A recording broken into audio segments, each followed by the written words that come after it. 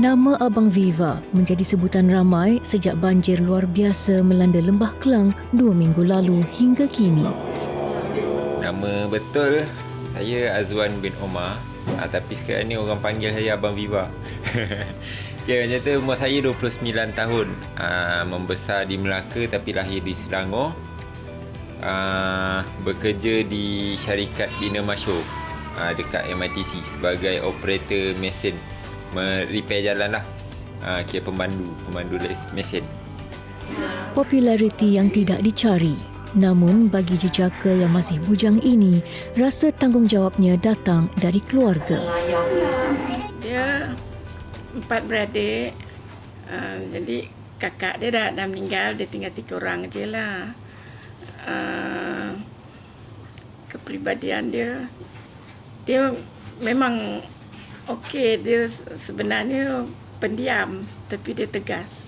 Selepas kakak dia meninggal, anak dia masih kecil, jadi makcik nak jaga seorang tak mampulah kan. Jadi dialah bantu, dialah yang usahakan apa segi pun lah. Pernah bergiat membuat kerja amal, tetapi inilah pengalaman pertamanya menggadai nyawa demi menyelamatkan mangsa banjir. Mula-mula saya nak pergi ke Puchong tu tanpa plan pun. Sebab memang ada dengar sana dah banjir, tapi tak jangka seteruk tu. Lepas tu saya dengar pula pihak frontliner dia ada minta bantuan daripada bot-bot luar dengan orang-orang luar kan. Maknanya saya fikir kat situ macam besarnya banjir macam ni je. So kat situ macam rasa macam sebab saya ada bot, kenapa saya tak pergi ke sana sekali untuk bantu orang kat sana kan.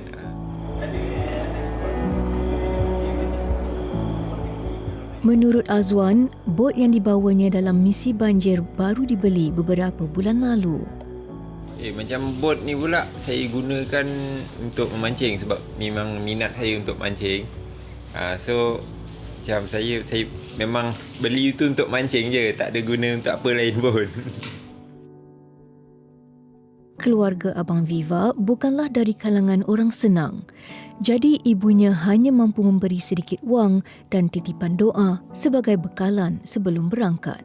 Sebab dia yang bercakap, dia kata dekat WhatsApp ni banyak, dia bagi tahu nak minta bantu mak dekat sana, dekat Shah Alam sana banjir dah teruk. Dia minta bantu dengan bot-bot angin siapa yang ada.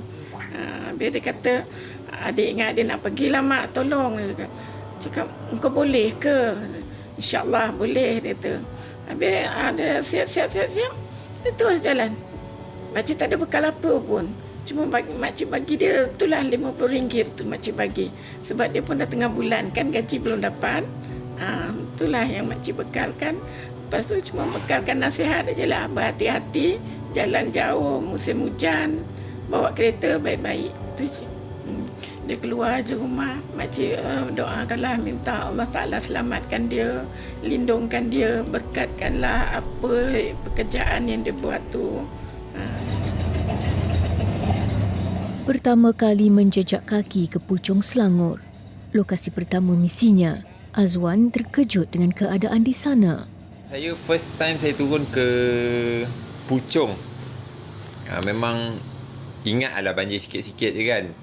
Okay lah, tapi bila dah masuk ke dalam tu dengan air yang dah dalam macam tu, memang tak terfikir langsung pun sampai dalam teruk macam tu. Dia memberitahu terlalu ramai yang perlu diselamatkan. Jadi keutamaan terpaksa diberi kepada mangsa yang benar-benar terdesak.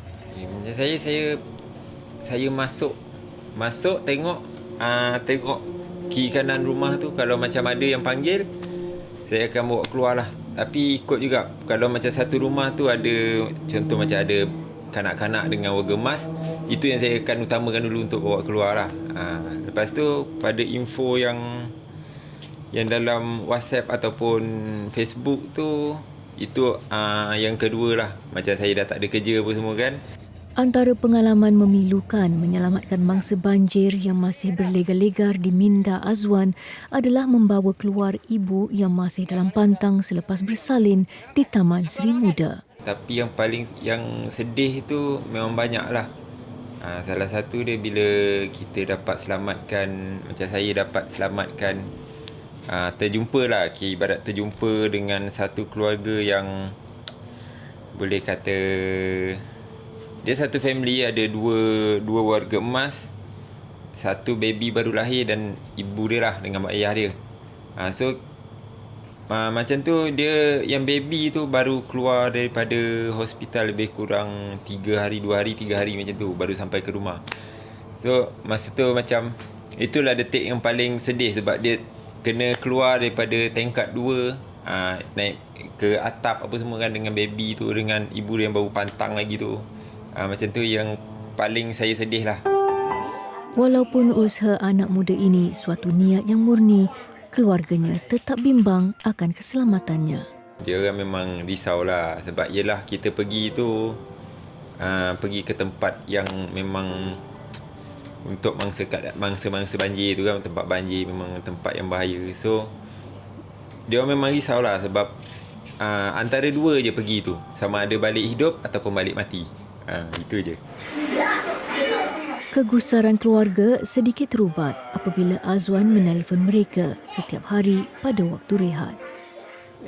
Kalau tak malam, pagi bila dia ada masa, dia akan telefon makcik lah, bagi tahu dia macam mana keadaan kat sana. Dia tidur sepanjang dia dekat Shah Alam, dia tidur dalam bot. Makan dia roti dan air je.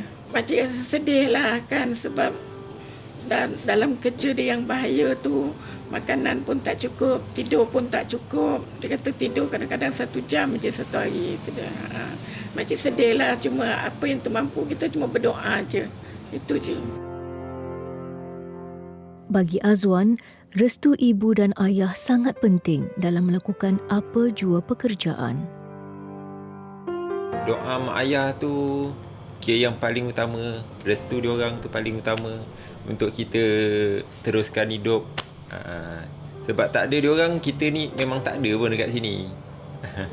So apa-apa nak buat pun, macam contoh macam saya daripada satu kawasan untuk ke kawasan lain pun, saya sanggup balik walaupun terpaksa pusing jauh, saya tetap akan balik untuk salam diorang, baru pergi ke kawasan tu.